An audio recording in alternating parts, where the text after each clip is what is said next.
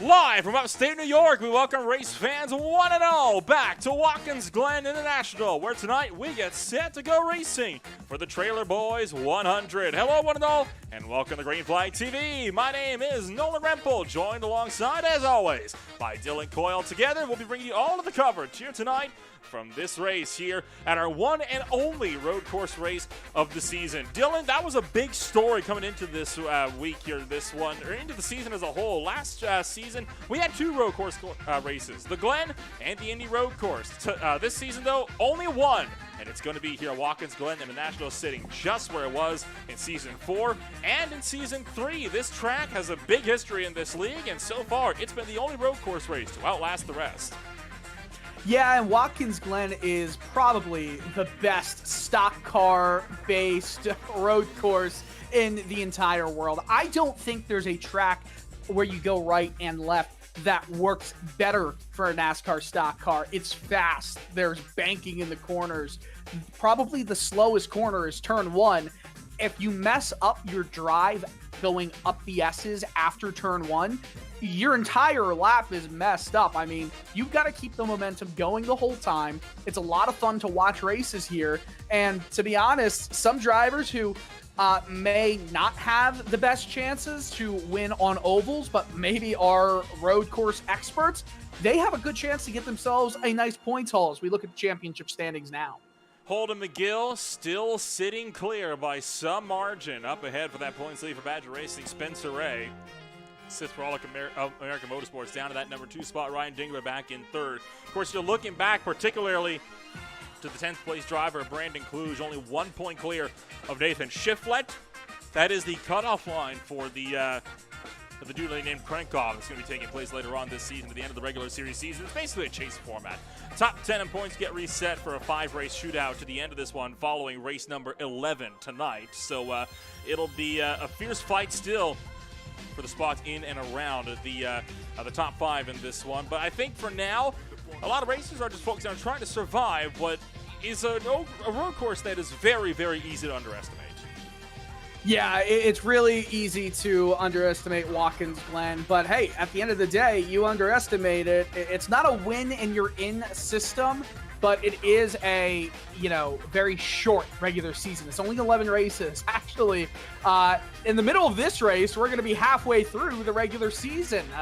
6 races in after this and 5 to go following. So it's going to be a lot of fun to see what these drivers who might not shine brightly anywhere else, we'll see what they do here tonight.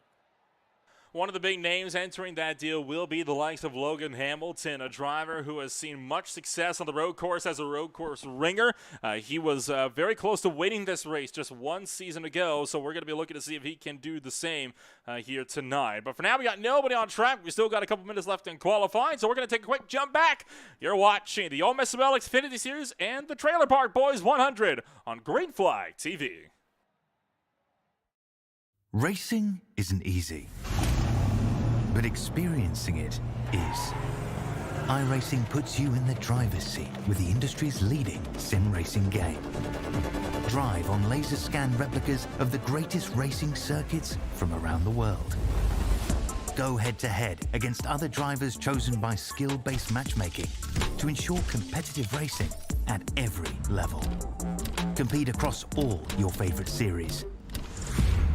in officially licensed cars engineered to deliver the most accurate driving experience possible.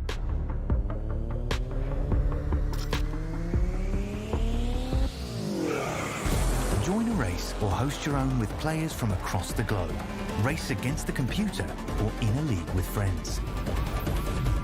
Feel the thrill behind the wheel. Visit iRacing.com.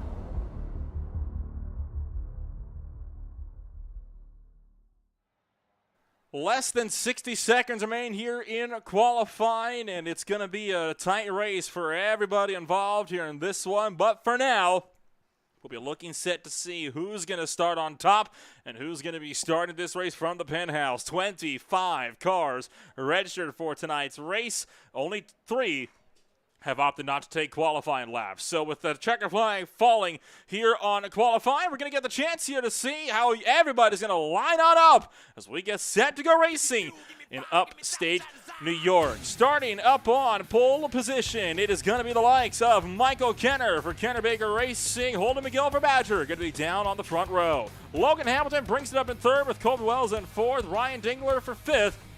And Spencer Ray brings it up for All-American. Brandon Clues will bring it up for HW Racing in seventh with Robert Peterson on row number 4. Anthony Musati and Michael DeWald here, Dylan, round out the top 10. We keep it moving with Sean Kaiser in position 11 and Barrett Morton in 12th. Last one to set his flying lap. Matt Cherry as well as Gage Teft in the 7th row. Grant Peterson, Hunter Thrower, and Nathan Shiflett. Zachary Kreiser, Timothy Abril, Jacob Noyes, your top 20. We'll keep it rolling with Nathaniel Ames and Brett Van de Hey as the only drivers, well, only 22 of the 25 in this session put in a lap 3 to not. Those drivers are Drayton Cook, Stephen Purcell, and Dalton Wilson. They're all getting ready to grid up and get this single pace lap going here at the foot of the Finger Lakes. Would that be the toenail of the Finger Lakes instead? You're asking questions you don't want to know the answer to, my friend. Yeah, I know. At this point, I'm ready to answer and ask everything. Ask questions and answers you may very well receive. If we look throughout this field, Michael Kenner will be the one to start them rolling off, started on that inside line. Most notably, though, going to be the likes here of Dalton Wilson starting towards the tail end of the field. He is a new driver coming on over into tonight's race, making his season debut. And in fact, his series debut did not opt to qualify. He will start way back in 25th position. So Dalton Wilson has a lot of work ahead of him while we roll for this one and only pace lap around this amazing road course. And I still stand to this day, and I will die on this hill, what is one of the best road course races in all of North America. Yeah, and it's really nice to see this updated version of Watkins Glen in iRacing for years. For years. It was the older version, really without any of the orangish red and orangish yellow curbing that you see align the entirety of this track now. You really can take it more aggressively, which I think just adds up to even better racing here at the Glen. Very much does. Now, I think the big discussion is going to be this bus stop chicane. We didn't see a whole lot of calamity over here in last season's race. It almost coming up through the S's and onto the back straightaway, which is understandable. It's a very difficult segment of corners to get right, but this bus stop chicane can never be underestimated. It is nigh impossible to go side by side through here, and even on pace laps, you can see a lot of drivers opting to just go straight on through. In fact, the entire left line appears to be going just straight on through. And I can't entirely say I blame them, because we've had a few guys that have wrecked here in the past on pacing laps. Yeah, it's definitely the right strategy, at least in the iRacing runs that we see here. It's better to be safe than sorry, but it's a very quick lap, right? It's just over a minute 13 for the top results here for the top qualifiers. It's almost 2.5 miles, 2.45 miles around this circuit that does not go through the extra boot. Instead, we're going to see some fast-paced, high-octane action. This race could be over in less than an hour. Very much could be. We'll see how this whole race is going to shake on up. And we thank you that you're joining us here on Tuesday night for some more Green Flag TV racing action. We are back in form as the iRacing pace car pulls down and into pit road, into the restart zone. Green flags up in the air. We're racing in Thunder Valley.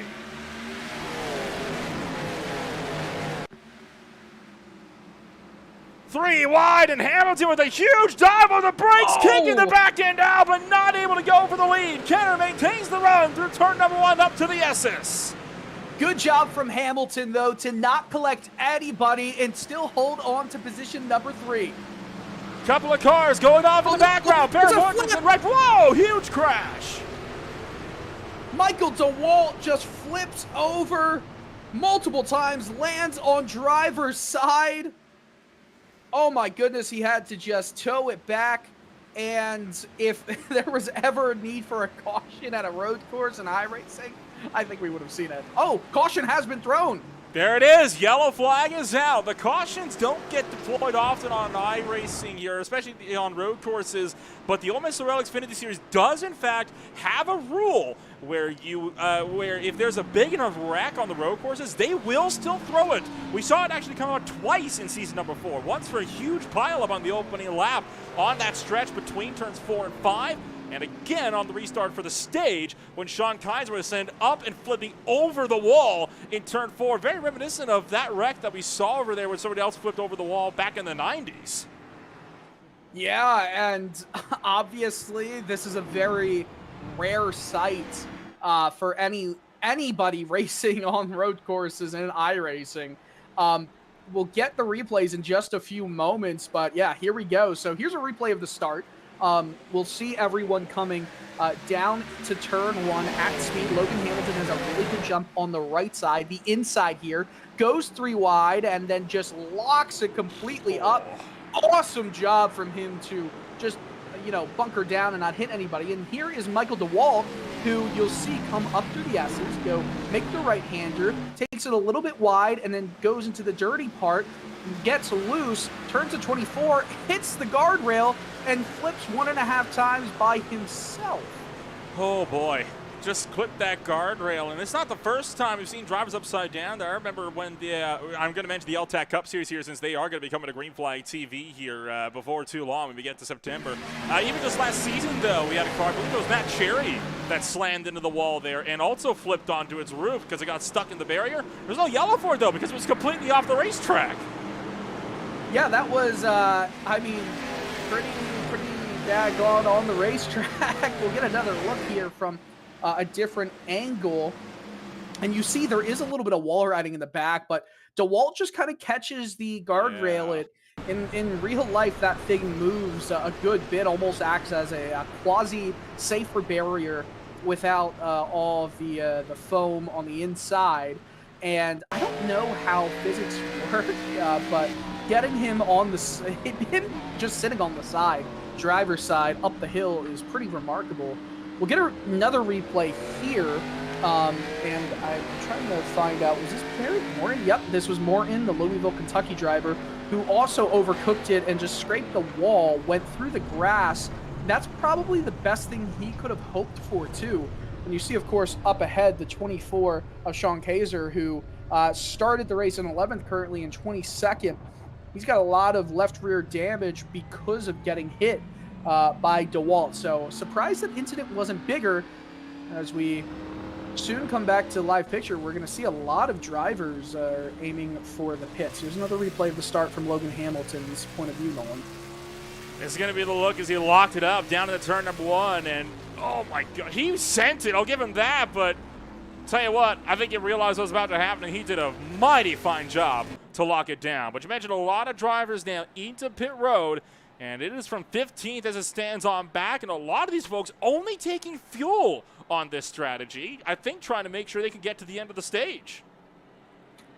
Yeah, and that would be really good for them. So remember, there is a 70%, and I'm saying more remember for myself. Usually there's a 70% fuel limit. There is a 60% fuel limit in this race. So give or take, I'm going to say they could maybe go 45, 50 miles on a full tank of fuel. That's around what I'd put it. if that's the case, then they could go. Let's do the math. 17 to 18 laps. I think they can more than make it if they stayed out, but it would be coming at maybe a little bit close to that 15 lap point. Makes strategy interesting. And we'll keep strategy on the mind as we are still under this first yellow flag here of the evening, and what could very well be the only yellow flag of the evening. We're going to take a jump back. You're watching the OMSRL Xfinity Series live on Green Flag TV.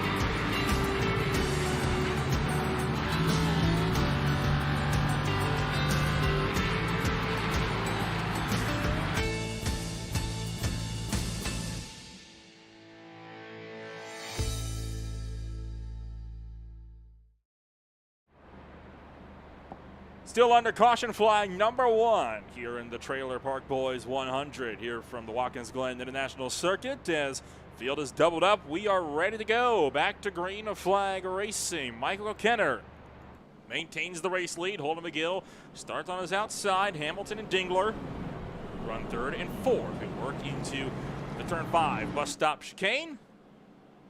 And we'll get ourselves to get back racing for lap number 5 with 35 laps to go.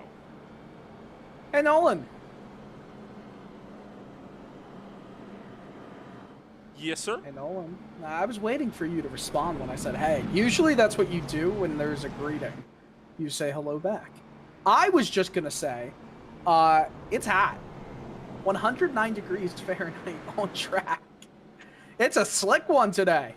We wonder if that maybe contributed to anything about why we saw that yellow flag come out for the first time early on here.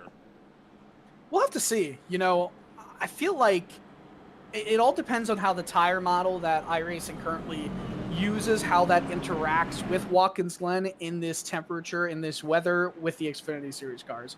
They're about to go back to green flag racing now.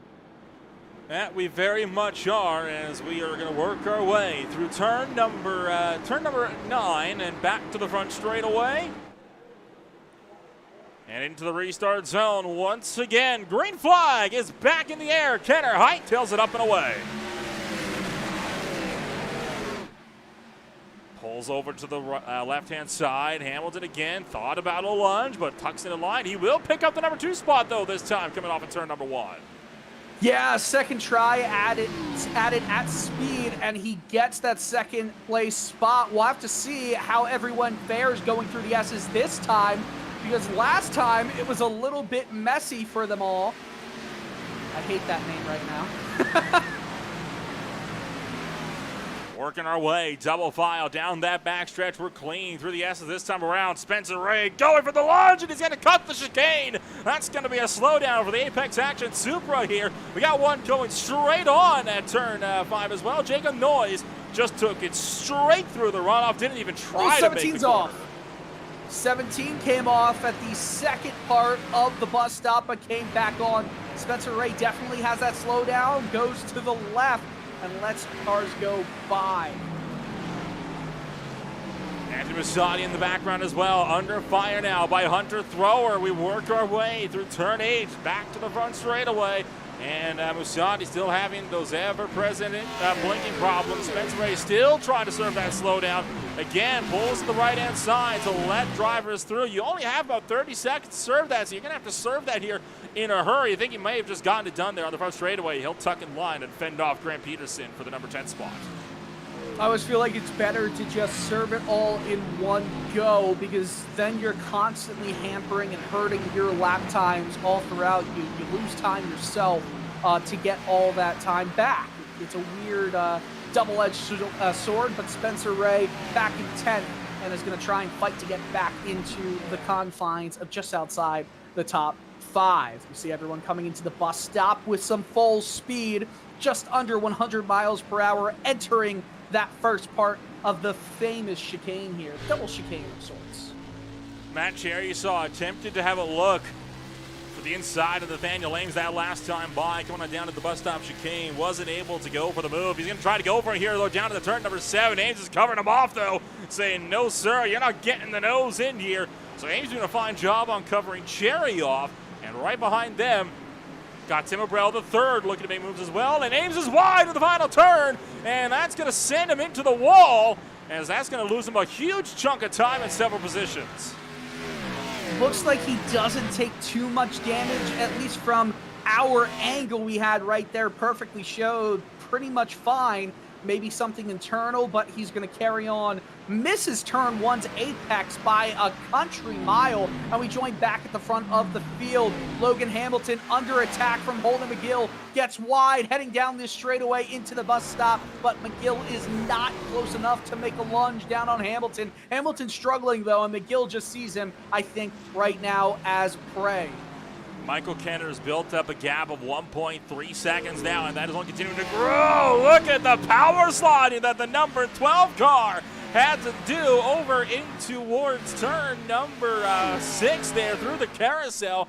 Fires down to turn 7. He was able to utilize that slide to his advantage, though. Pulls out in front of McGill, and now starts to walk that gap out to about 0.4 of a second as he worked down each of the final couple of corners. A lot of the battles at the moment started to string out, as they so often do for road course racing. One of the big ones further down in the turn 7. Sean Kaiser to the inside of Purcell.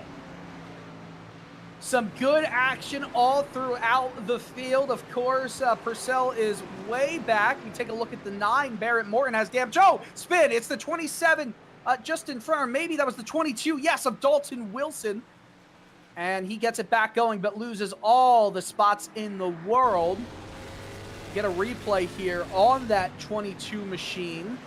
And I think it might have just been on his own. Yeah, he got way too much of the curb there on the final corner. Tried to correct it, and almost did a pretty fine job there. Just swung the wheel a little bit far to the left and caught himself out right there. Jacob Noyes now has some company around 32 seconds back off the lead. Brent Van de Hey under fire. Sean Kaiser fires to the inside and hops across the curbing. Just able to pick off Van de Hey and that number 53. So that 53 Chevy is going to continue to go to work. He's down to 18th now. Has to try to keep now Barrett Morton at bay. And further up the field, Peterson, Thrower, and Cherry all line astern in a big battle for the final spot inside the top 10. So Grant Peterson going to be doing whatever he can for the driver from Altoona, Iowa. Try to close in with that Exalta Chevrolet for All-American Motorsports. There's some good battling going on right now, but up ahead at the front of the field, we're going to see, a little bit of moving across as there's some major damage or a slowdown there. We'll get a replay of the 28 machine, Nathaniel Ames, and so far so good. Oh, he's locked it up. Oh, completely overshot it.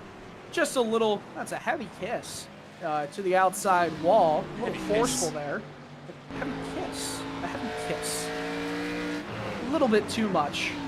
I'll give him the black and white flag right there. Not a green flag TV kind of situation on that car. I think there'd be a meatball flag warranted on that one. Dalton, whoa, Wilson. Whoa.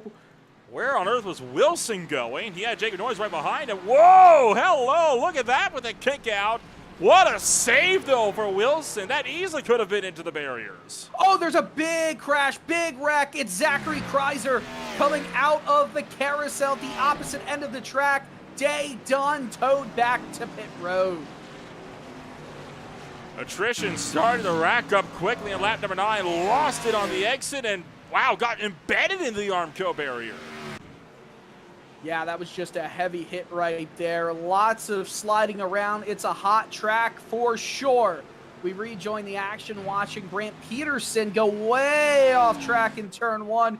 You go a little bit off there to get some momentum. You see some smoke back there against turn 1. Who was that? Lots of action going on everywhere. Oh, it's Michael DeWalt. Is he back out? 1 lap down. I think, remember, you always get 1 fast repair. He's back out on the track after that lap 1 incident, just 1 lap down. So, hey, if there is some other caution, he could very well find himself back in the hunt. We're watching the battle between Timothy Abril and Gage Teft right now. Teft in the 33, Abril in the number 4 machine. He gets a little bit tight coming out of that carousel down this mini straightaway. He's going to have the speed, though, as I think Teft lost some of it by going so far wide on exit. Penultimate corner, trying to get good speed here. You can't go too off track, because if you do that, then you lose your entry point for the final quarter, and he gets a decent run out. Actually, his drive out was a little bit lackluster. He got loose under power, and the Ford is going to be able to pull away. There's a really good battle going on in front of the pack. Oh, the 4 goes for a spin. Whoa, there it is. Whoa, and right in front of Gage Teft as well, able to get himself sorted. But you mentioned rightly, we got battles going on up and down throughout this field, and one of the big ones is this fight for that second position. Me, McGill, and Wells are all looking. Whoa, there it is. Hamilton kicks the back end down. He's bending in the carousel now.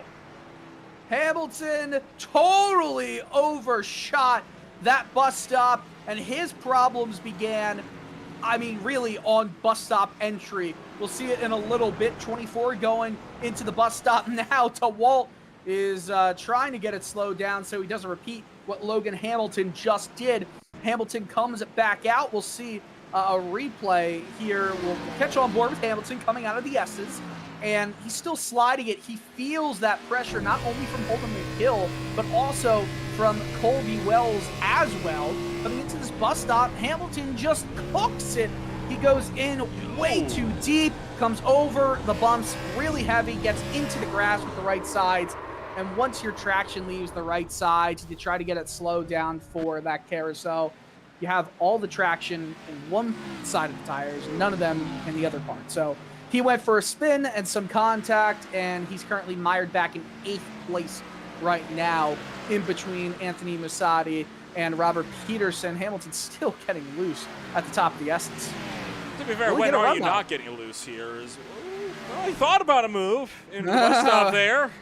Oh, he went for it again. He made the same mistake entering the bus stop, but he did slow it down mightily this time, so he didn't just bounce over that first, I guess that second turn, that first left-hand turn. Oh, he gets loose out of the carousel. He cannot keep this car stable. And that's going to put it now alongside with Anthony Musatti as we work back down in towards turn number 7, and Hamilton will keep that car clear. Musatti sits just behind. Hamilton able to stop the bleeding finally at around the 8th position here. So a good run for Hamilton, though. Still in the top 10. And at this point, with 3 laps left to go in stage number 1. Hunter thrower Matt Cherry also looking to go under a blanket here. Can we see Cherry have a look down to turn 1? He makes the peak. Not able to go for it, though. Nathaniel Ames, though, having another moment down at turn number 1 as he's looped the 28 car right on the exit, just getting on the power. And then Michael DeWalt having problems at the final corner. How many people are having problems in this race so far? And, oh, wow. That could have, again, been even worse. This track temp has fallen 2 degrees. Not enough to make a huge difference, though, as we see a battle going on here for a top 10 spot. Hunter Thrower in the Rainbow Warrior Exalta Chevrolet Camaro. that number 83 machine in front of Matt Cherry. Oh, thrower got way wide coming out of the carousel. Cherry has a huge run. Goes up top, now goes down to the inside for the penultimate corner. Will outbrake thrower. Will he be able to get it slowed down? Nope. Not exactly, but I think his placement, it was just enough to slow it down, to place the car in a spot where thrower just couldn't turn in at the speed he wanted to kind of do a switchback. So good move from Cherry there. The textbook Watkins Glen overtake. Whoa, and Peterson to the inside. Dive bombs, rebounds off the door. And Hunter Thrower will take that one high and wide to turn number 1. And you can tell how much he was twitching. Grant Peterson was not meaning to go for a lunge there into the first corner. Yeah, no, but it's easy to lock up the brakes. So you also have to keep that in mind. A little bit too ambitious there, and it doesn't do anything for him. Look at this battle. All of them sliding into the entry to the bus stop. This is for position number 7. Hamilton got by Peterson on this lap. So Hamilton's starting to climb up a little bit. Next up the road is Spencer Ray in 6th. Remember, he got out of shape and had to kind of slow it down, calm it down, because he got a slow down penalty. He started 6th. He's back in 6th. The only changes, there's not too many changes from who you expect to see. And at least the top 9, Ray got into the wall, by the way. Big damage in the left front, right in front of this battle. Spencer Ray cooking it into the wall, so not good news for Spencer Ray now, who has a lot of damage on his Apex Action number 6 Supra. We'll try to get a quick glance back if we can at what happened here to Spencer Ray. Well, I don't think we'll be able to quite get it here. Well, there you see it. One more attempt, maybe? Here we go. Off the final corner, snaps, overcorrect, bang into the outside wall. It's a lot heavier than I feel like anybody expected it to be once he initially snapped it to the right. Again, just a quick overcorrection is truly an overcorrection, right? So we use that word a lot, but usually we mean it in small spurts. That was an overcorrection of seismic proportions, and he's lucky he wasn't going at a higher speed when he had to make that correction. Logan Hamilton chasing him down right now for position 6. We look at Michael Kenner, who is 3.5 seconds ahead. Holden McGill has closed the gap down just a little bit, but we also see Ryan Dingler getting by Colby Wells the last time by. We continue watching everyone go down. Logan Hamilton has gotten past Spencer Ray, so Hamilton, who started in 3rd, has a lot of damage, somehow making it work, but again, misses the corner. We look back again over the front stretch. Everything is happening on track right now. The 52 of Grant Peterson bodies the 83 of Hunter Thrower. Doesn't get the spot. Thrower might be a little bit upset. Grant Peterson says over the radio as he gets passed by Gage Teft that he's just not going to try and pass Hunter Thrower anymore because he can't do it without bodying him. That last lap was the end of the stage. Michael Kenner took the stage 1 win. From there was McGill, Dingler, Wells, Kluge, Hamilton, Ray, Peterson, Musati, and Cherry for the top 10. It remains unchanged as of right now throughout the course of this lap. So stage points have been distributed. And look out, Logan Hamilton again getting crossed out to the carousel. Opens up the door for Spencer Ray to maybe attack him here. Coming on down into turn number 7. Opposite gains. He got a good 4-car scrap here. Every one of these drivers, 4 positions, 6 through 9. And Ray, again, he's trying to open up any kind of door to find a hole, but he just hasn't been able to find one yet. And I think all the damage was seen on the left front of that car is what is really hurting Spencer Ray at the moment, or the left front, excuse me. You can tell just how crumpled in it is. You know that's having a big impact on the suspension. Yeah, that's totally having a big impact on his suspension.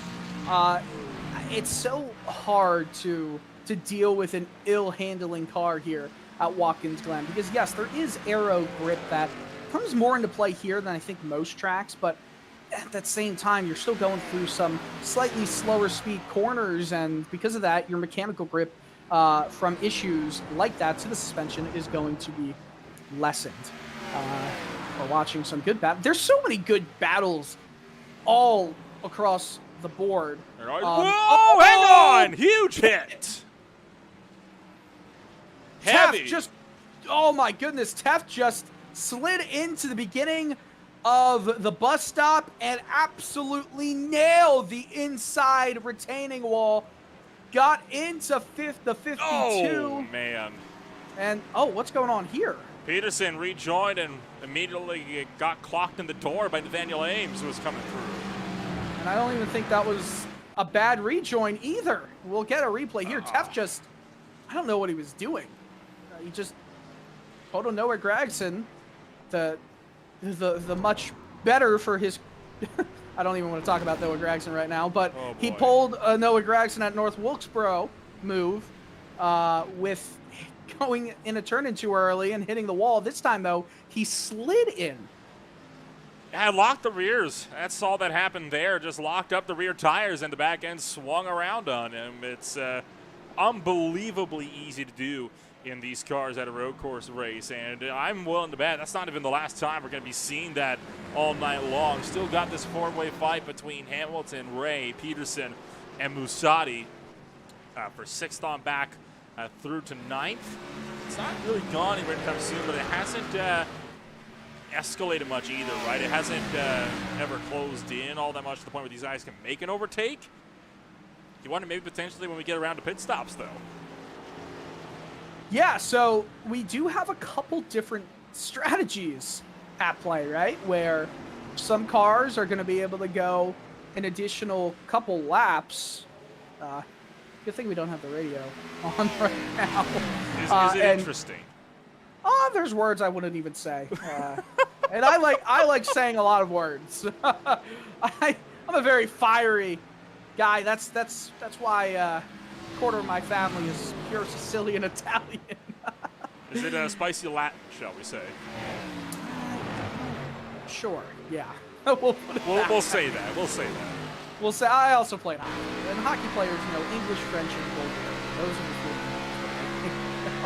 the three. Regardless, we're watching as Robert Peterson in the 97 tries to deal with a whole horde of drivers in this mix right now. Logan Hamilton, Spencer Ray, Peterson, Anthony Massotti, and different lines being taken through the carousel. And the beautiful thing about it is all of them are viable lines. Oh, look at the run that time by off the carousel. Peterson's going to get Ray here down to the turn number 7. That was an easy overtake. I think Spencer Ray got a really bad exit, and he's just going to let Musati through at that point as well. Wham, bam. Thank you, Sam, right there. That's one of those classical middle-aged man sayings. I'm only 24, so I'm really working in to my prime right now. I'm seeing some more action coming out of the carousel.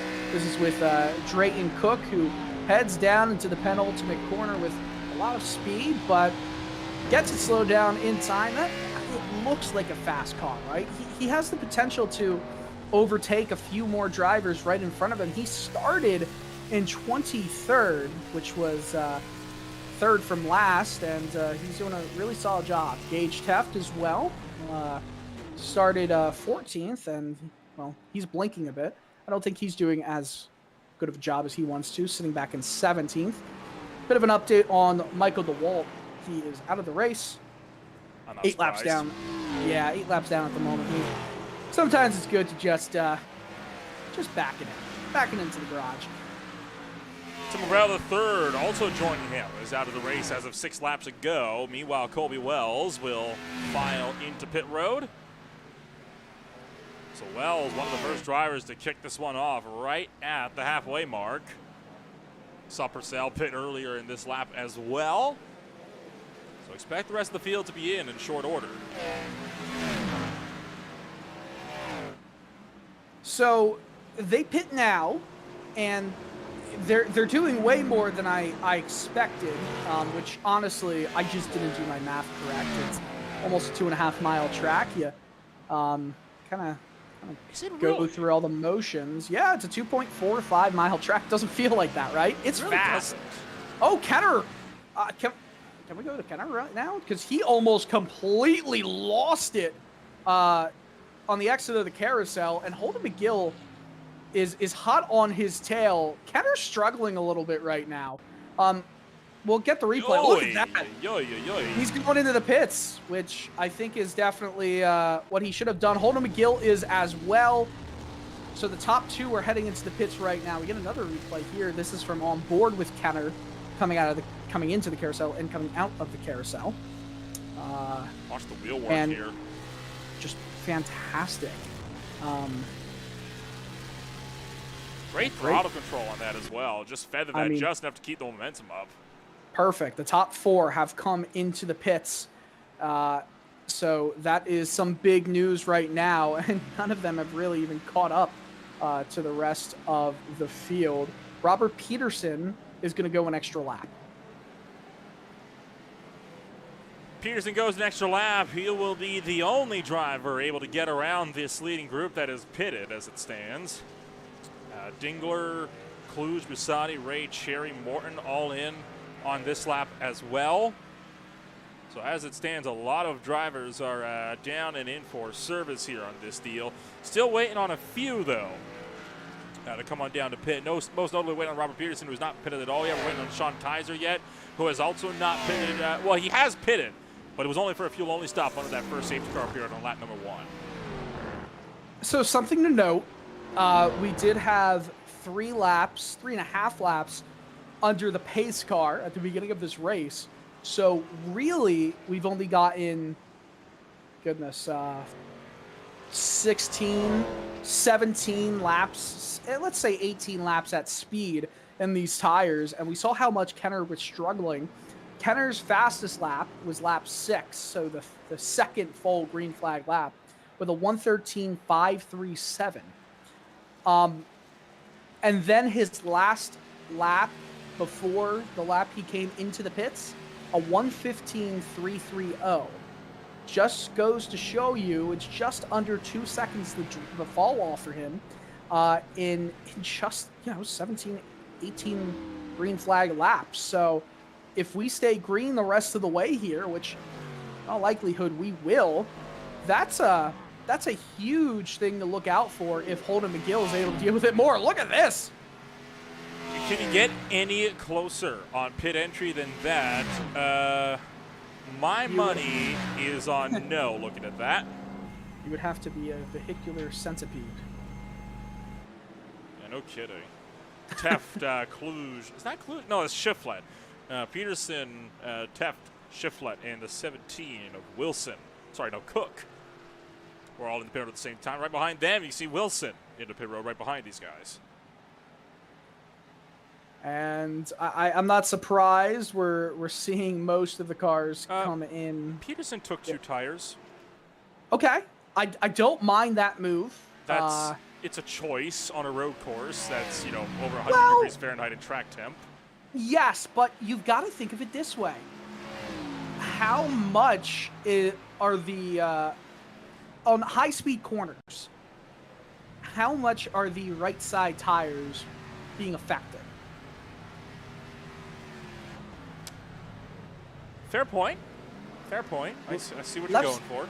Left side tires are pretty much are a big deal here at Watkins Glen, which of course goes clockwise, while most all ovals will go counterclockwise, and you'll have to worry about the right side tires.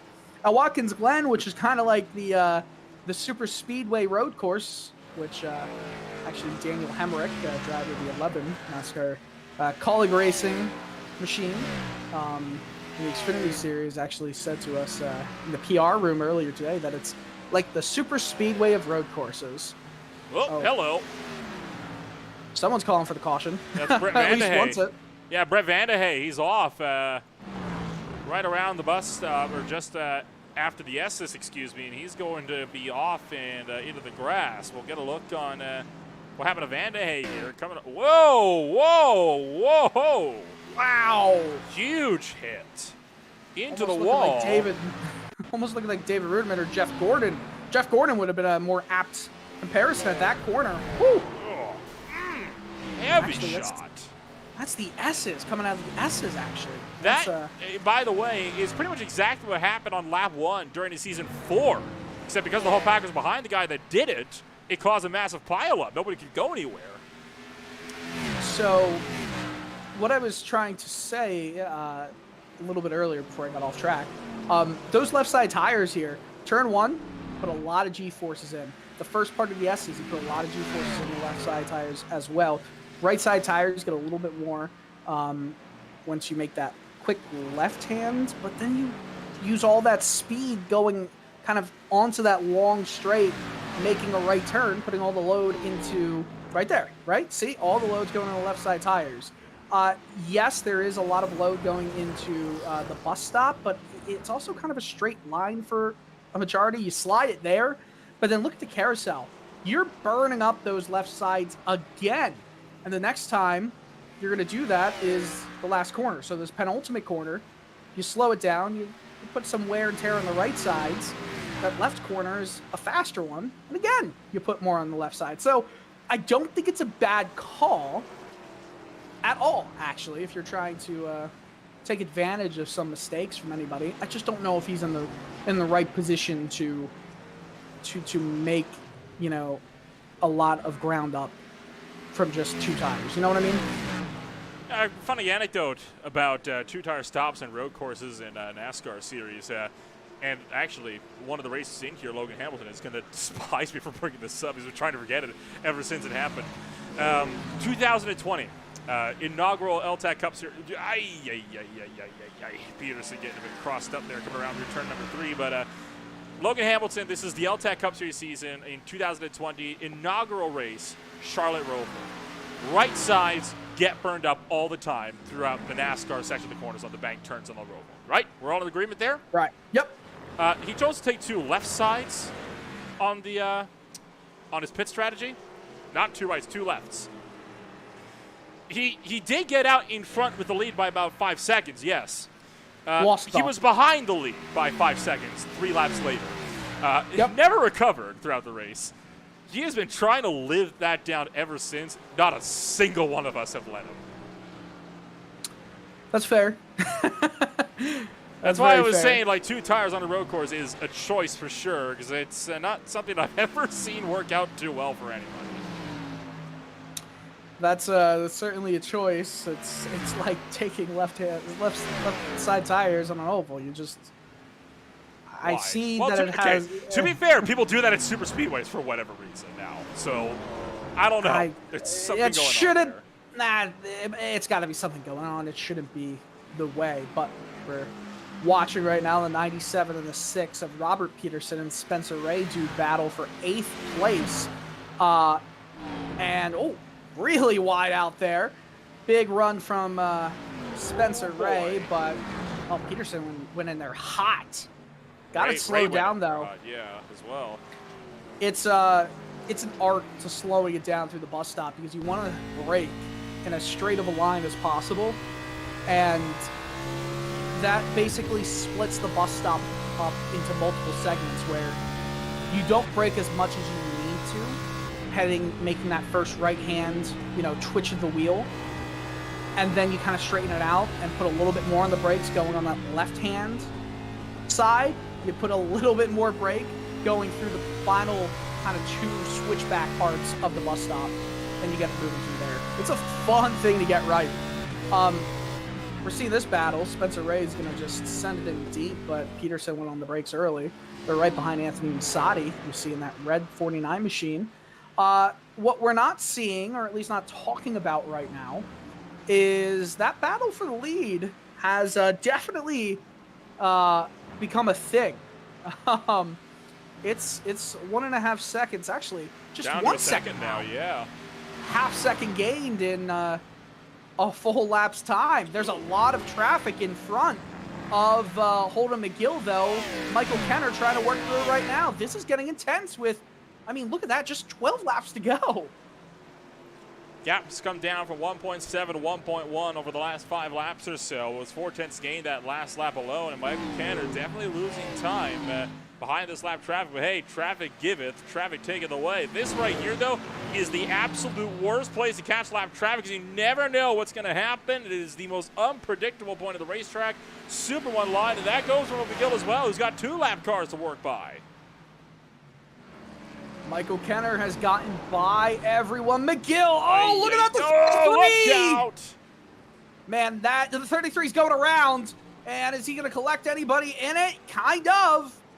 Got Cook in it. Kind of cooked any run that McGill was having, too. Drayton Cook, the driver that Gage Tempt had been battling with at that point. That's going to split that battle back up for the lead to about 2.4 seconds. How about Sean Kaiser, though, taking it to the inside of Hunter Thrower down to turn 1.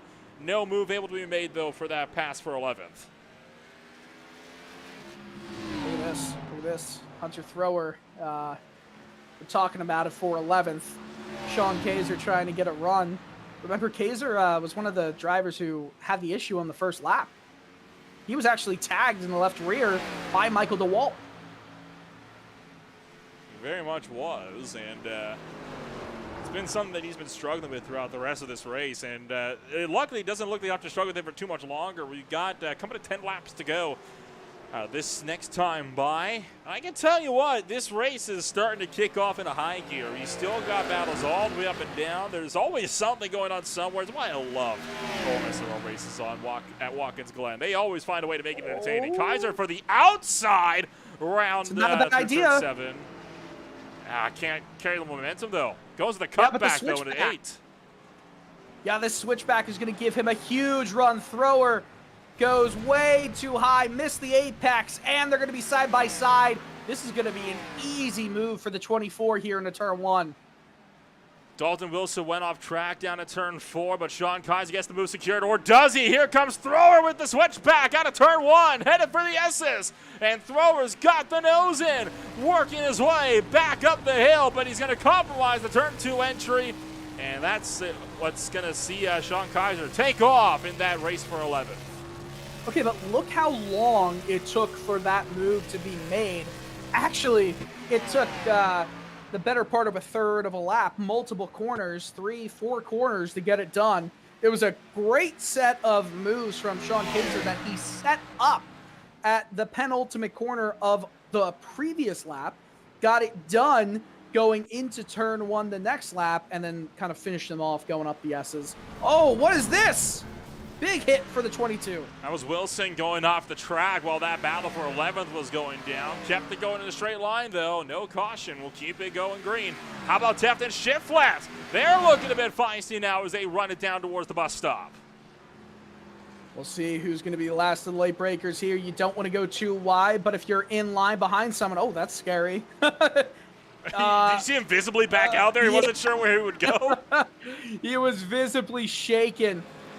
By the way, let's look back at the lead right now because Michael Kenner is trying to get by 2 cars in traffic right now. Peterson on the outside is, I don't think, going to provide too much of a stress point for Kenner, probably much to the chagrin of Holden McGill, who is trying to get back 2.5 seconds of a disadvantage. He was within a second, but, I mean, he pretty much got completely held up by Gage Tempt earlier. I don't think McGill has to worry too much though at the moment, right? Because remember, he is very much kind of sort of where everything's at. And oh, trouble! Nathaniel Ames off in the absolutely nailed by Spencer Ray, backing off across the circuit. Spencer Ray's irate on the radio. Him. I don't blame him either. That's a joke. Oh. Oh, Spencer Ray's going to try and pay him back. Oh, boy. Oh, we'll get back to this in a minute as I think we saw, too, a bit of a brake check there as they got rolling.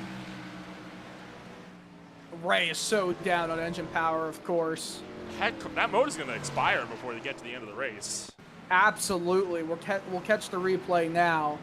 And Nathaniel Ames just kind of losing. It's all good. He's got a good entry into the final corner, but loses it. He just completely lost his marks. And then backs up. Like, oh my goodness. And Ray, huge. Oh, that's the bigger part of the hit. Ray just, in live time, hit the wall in the S's. He's pretty much done at this point. What a shame. A great race going for him. And then this is the aftermath. Or we'll see exactly. what happens here. Oh, Nolan, that's just brutal. Oh, man.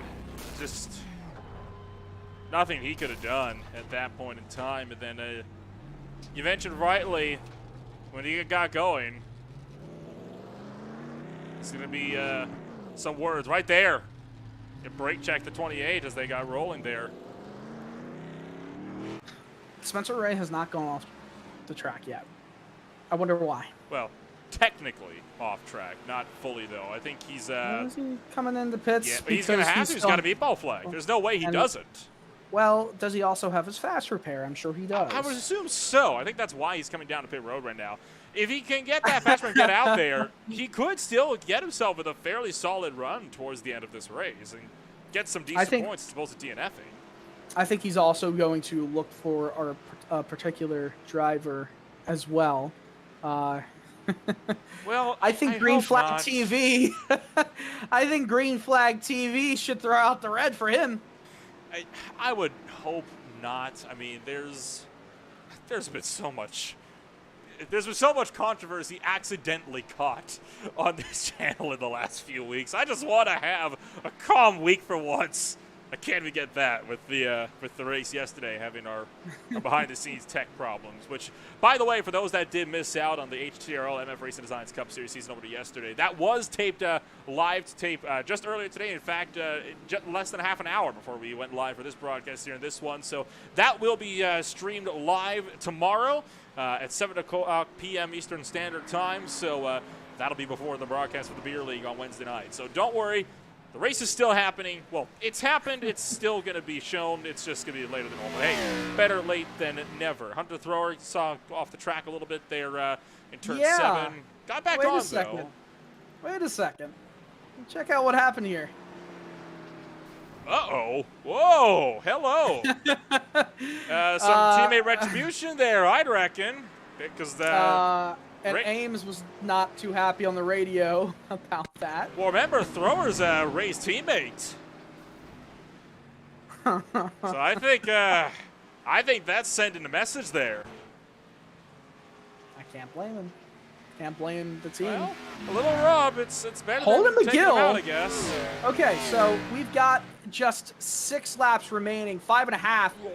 Michael Kenner has been held up by the 28 again. Ames is getting involved. Again, Holden McGill is right there. McGill going to have to try to get around him. He's going to pull to the right and let this group through. Gap up to a second, coming to 5 laps to go. The possibility very much there that this could get into play in a big way. Meanwhile, Logan Hamilton and Colby Wells about to do battle. They were TI Racing teammates last season. Both racing under RD Designs racing colors this season. And big run. Wells! Hamilton's going to get him here into this carousel. Easily. He's gonna just out-brake him, out-enter the corner compared to him. I mean, he might not have as big of a run out. Hell, he does. That was just horrible from Wells right there. No two questions about it. Well, that leaves all the battles that were within a second of each other on the racetrack. So we'll keep tabs on this fight for the top 2 here. Holden McGill still trying to reel in. I think McGill's going to get him. I really do think McGill's going to get him. Yeah, absolutely. Michael Kenner's been great, but we saw Michael Kenner's lap times just expire at the end of his last long run. He's got 4 more laps after he crosses the line here to just keep the car clean, fast, and green. I mean, the 1:15.53 lap from McGill last time around was 2.2 seconds slower than his fast lap, but it was a 1:15.4 from Kenner last time by. This time by, it's going to be a 1:15.4 again, and he's got traffic in front of him. No, I don't think this race is over.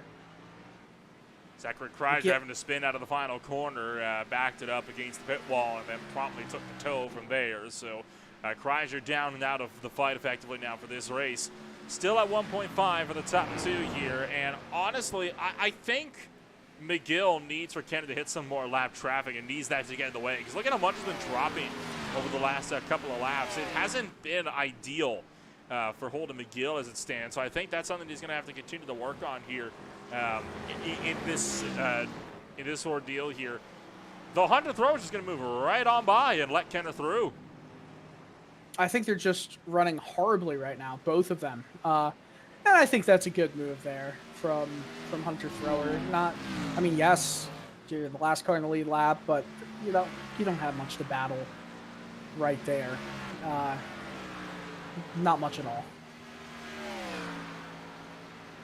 Brandon Cluj and Colton Wells also looking a bit close, about 1 second separated this pairing as well. Zach Kreiser makes his way out of pit road. Thrower just kind of hurt McGill big time in the last couple corners there. He's going to let him go. McGill's going to overdrive it. Car coming out of pit lane as we speak. It's the 39 machine of Zachary Kreiser. But again, that gap is definitely back up to just under 2 seconds now, and maybe I was a little bit too excited. Kenner doesn't have any lap traffic in front of him for a country mile. So we will tune in on the fight for fifth between Colby Wells and Brandon Cluj. Still sitting at about 0.6 of a second now as they work down to turn number 1. Cluj, the number 2 car in line here. Wells currently leading this, I guess, micro pack. We can even call it that. Up into the SS, 3 laps to go. Cluj overall has been closing in a good bit on Colby Wells, and Hamilton has now stretched his legs now with a gap of almost 4 seconds in front of Colby Wells.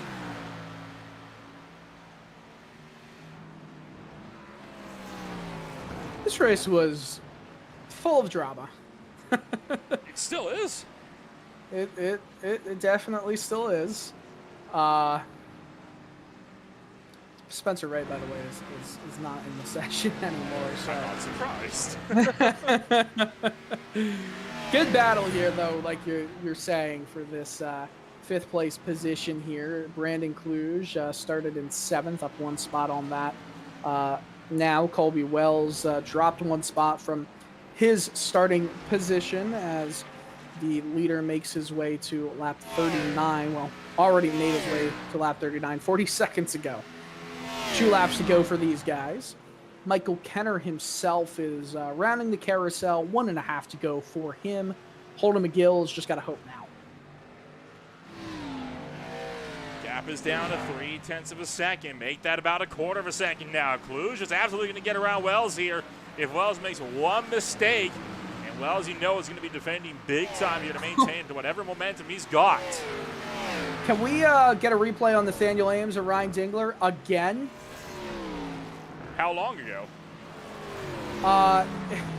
Going into the bus stop. This again, last time by here? Yeah. I hate to call Ames out again, especially because he's got the green flag TV as we start the white flag lap, but no, going back to the entry I don't think we'll be able to get stop. it. We'll try to get one quick look here, but I don't think we're going to be able to. Oh, there we go. Whoa. There you go. Aye. Like, get out of the way, man. Oh, anyway. Starting the final lap for the 45, this battle between Colby Wells and Brandon Cluj for the top 5. Michael Kenner is going out of the bus stop for the final time. Holden McGill is dropped big time, almost 4 seconds back now. It's been a dominating race for Michael Kenner as Cluj gets a good run on Wells out of turn 1. 2 corners to go for Kenner on the other side. Michael Kenner will work his way down in the turn number 7, and he will track up through 8. In the High Point Mustang, no competition behind. Michael Kenner starts on the pole. He'll take the race win here in the Watkins Glen International and the Trailer Park Boys 100. Big race win for Michael Kenner. Holden McGill just didn't have enough for him at the last moment. Great race from Kenner. He handled a lot of the lap traffic really well. Still battles, though, to be had. Colby Wells still in 5th place. Brandon Cluj right in front. Cars in front of these two have slowed down tremendously. Logan Hamilton, wonder if he's having fuel problems, but nonetheless, one more corner to go. A little bit of a slide from the 45. This opens the door for Cluj. Oh, they're going to be side by side at the very end. And Cluj will move in the. Oh, that was dirty from the 45. Yeah, that was a joke from the 45. Well, it comes to blows on the final lap, crossing the line in that fight for the 4th position. We'll get a look on board. Cluj not happy. Wells not happy. Tempers flaring across the board. It's business as usual for the OMSRL Xfinity Series season, and we will be able to get the chance here to kind of take a look at this whole battle in stride as we'll work our way around. Coming around off of turn number 7 and 8. We'll slow this down coming to the flag, and we'll see if we can't catch the wheel motions. Yeah, I saw the wheel motions, and he had it in the throttle and turned right. So, I mean, hey, fair play to both of them. Completely lose coming off the exit. You know, the 45 gets a bit of a tap from the 69. They're going to be side by side. Oh, that tells the story. That's it. I'm just going to say that was a joke from Colby Wells right there, and he should be ashamed of that way to finish the race. That's an unfortunate way to end a race with so much drama in the final laps. It was a good race, though, otherwise, and let's not let things taint how well this race went as a whole. And at the end of the day, it is going to be the likes here of Michael Kenner to take that race win for about 3.5 seconds over Holden McGill. Ryan Dingler will pick up the number 3 spot. Logan Hamilton will be finishing this one off in 4th, with Colby Wells taking 5th place away from Brandon Cluj. Anthony Mussine will be in 7th with Robert Peterson in 8th. Matt Cherry in 9th. Sean Kaiser rounds out the top 10. And he's also the last car on the lead lap here, Dylan. Yeah, last car on the lead lap. Hunter Thrower in that 83 machine is the first one to lap down. In 11th, Barrett Morton, Graham Peterson, Drayton Cook, Gage Teft, Nathan Shiflett, Dalton Wilson, Stephen Purcell are all the cars a lap down. Go back to 18th. We go to 2 laps down. Jacob Noyes 19th. 3 laps down in 20th is Nathaniel Ames. Brett Van de Hey in 21st. 3 laps down. Zachary Kreiser 4 laps down. In 22nd, Spencer Ray 8 laps down. In 23rd, and Timothy Averill and Michael DeWalt second last and dead last.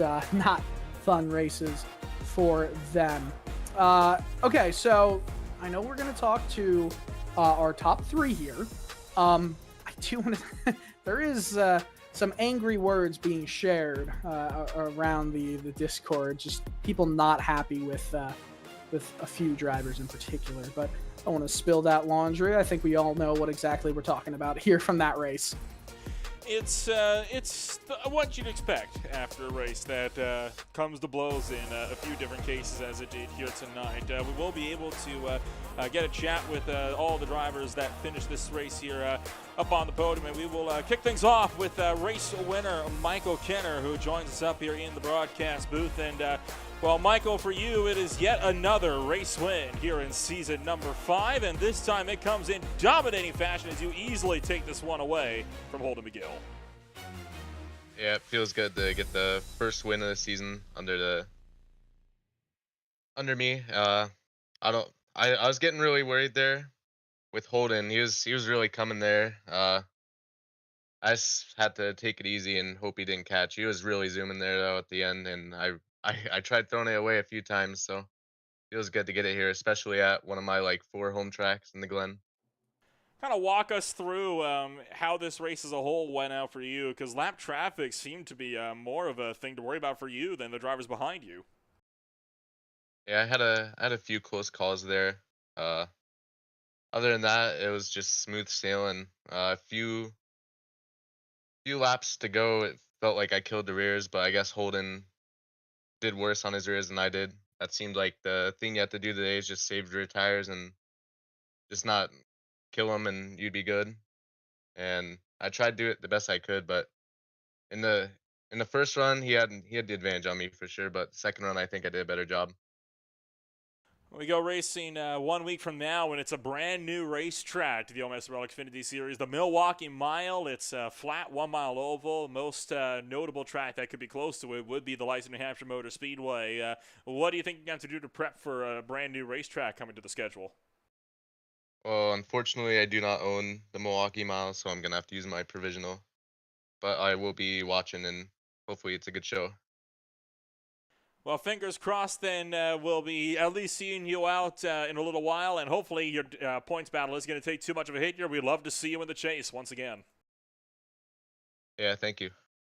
That was Holden McGill joining us up here from Victory Lane. We'll move on down to Holden McGill, the driver that finishes number 2 on the podium. And Dylan, you're standing by with Badger Racing's first of 2 on the podium. Yeah, great race right there from Holden McGill. And Holden, I feel like, from your entire run there, it was just maybe not exactly your fastest you're fast as anything. You just were a few seconds slower than Michael Kenner. However, it did seem like lap traffic helped and hurt you quite a bit. Take us through that final chase in the second half of it all. Yeah, well, it started with just getting held up a little bit on the first run and then just having to play catch up for pretty much the entire run both times. Just makes it hard to save the tire, get them hot, and then just issues, compound issues, and you're not going to be able to catch them that way. It felt like, there was a lot of drama going on all around the track, but somehow you did kind of manage to stay out of most of it. You feel like if there was maybe another stint for tires, fresh tires put on, you think you might have been able to get after him? Maybe. I mean, we were very close on speed. He just had the advantage of being a couple seconds ahead. But I mean, for most of the run, we were running right there about the same. It was just becoming a deal of who caught the traffic where and who was able to save the tire a little better. And with me trying to catch up, he did a better job of it. So good job to him. Congrats on the win. He earned that one. I feel like I kept him honest for most of the race.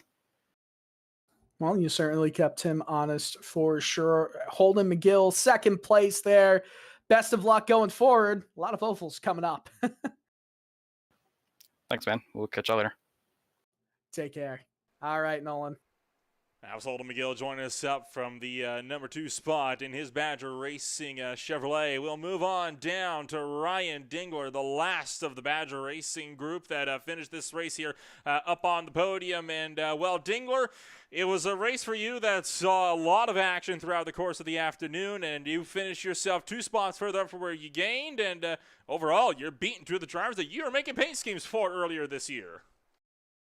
Yeah, I don't know. It was some miscommunication going into the bus stop, and he was on the binders way before the braking zone, and he was expecting me to go low, but literally everybody else would slow down on the straightaway and let the leaders pass, and everyone make the bus stop cleanly. It was real smooth and courteous. He's the only one that did it that way, and I don't understand why you just be on the binders right in front of somebody that's, several seconds faster than you, just completely in the way. But, I mean, just different mentality. I'm not mad at him. It ruined a bonus point, but, I'm just here to have fun, so it's not a big deal. I had fun overall. And we look forward in the race as a whole. It was fairly calm, all things considered, for a lot of the guys in the front running, apart from that little run you had with Ames there in those closing laps. Kind of walk us through what the race is like for you when you find yourself having to worry kind of the same situation with Ken, more about lap traffic than about actually battling with anybody for position. Well, I knew I wasn't going to keep up with Holden or Michael. So my thing was just let's stay clean, try to get a bonus point, not get too loose and heat the tires too much. So I was just kind of riding around dealing with lap traffic, and everything else just kind of worked itself out. But that's pretty much it. It was kind of boring otherwise. It's like everyone's just kind of courteous, letting you by. We're just kind of logging laps the whole night. So the only thing we were really thinking about was fuel mileage. We were going to be super close making it with one stop, but that caution really early kind of bailed everybody out. So we were all able to get one stop out of it and kind of negated the whole strategy of saving fuel. So it worked out. I'll take a podium. Next week on up, it's again the Milwaukee Mile, a brand new track to the OMSRL calendar. What's going to be the game plan then to set yourself up for a flat mile-long track? I'll have to get some practice. I've not ran that track in this car. I've run it in other cars before, and it's got its place. It's fun, but the way these cars are, I expect it to be extremely loose on exit. So it's going to be a matter of trying to save your rear tires and not wash up on entry or mid corner into the person above you if you're side by side. It's really going to be a lot of that, a lot of managing stuff like that. So I don't know. We'll see what we can get out of it. Well, we'll wish you the best of luck then 1 week from now when we go racing to the Milwaukee Mile. For now, though, congratulations on the podium you got here in upstate New York. Best of luck next week. Appreciate it, bud. As Ryan Dingler joined us up third place on the podium, and that is going to be a wrap then on the folks that were coming to take a bit of a chat with us here in this one here from Watkins Glen International. And Dylan, that's going to be just about a wrap on our broadcast here tonight. And again, what a broadcast it was. It was a race that had a lot of action on it, a lot of drama in it as well. And we'll see. I mean, Milwaukee Mile, it's a flat racetrack. Doesn't have the progressive banking that New Hampshire Motor Speedway does. Much more bottom line heavy. Maybe that is our true Martinsville, but bigger. Yes, and it's going to be fun. It's going to be a lot of fun, but at the same token, I think we're going to need that week from Watkins Glen to kind of just wind down because there was so much drama in this one. Couldn't agree with you more on that one. It'll be a week to digest for this series, but it will not be a week for rest for us here in this one. Got a doubleheader broadcast coming on up tomorrow. We've got the rebroadcast of the High Tide Racing League and Racing Designs Cup Series that was canceled from Monday night due to technical problems. That'll be at some point between 6 and 7 p.m. Eastern Standard Time. And then, of course, you can join myself and Austin Edstrom when we go racing for the Beer League for their season opener. That's going to be coming on up at 9:30 p.m. Eastern Standard Time as well. Don't forget, Speed Cup Series returns to the Glen and on this for race number 16 the day after on Thursday at 9:20, and then of course on Saturday night it'll be 7:55 p.m. for the TNGG IEL Truck Series to swing on by for the Paperclip 210 in the Martinsville Speedway. That and more will be coming on up in the next week or so here on Green Flag TV. For now, thank you for joining us for some racing action in Thunder Valley. We'll see you all in Milwaukee.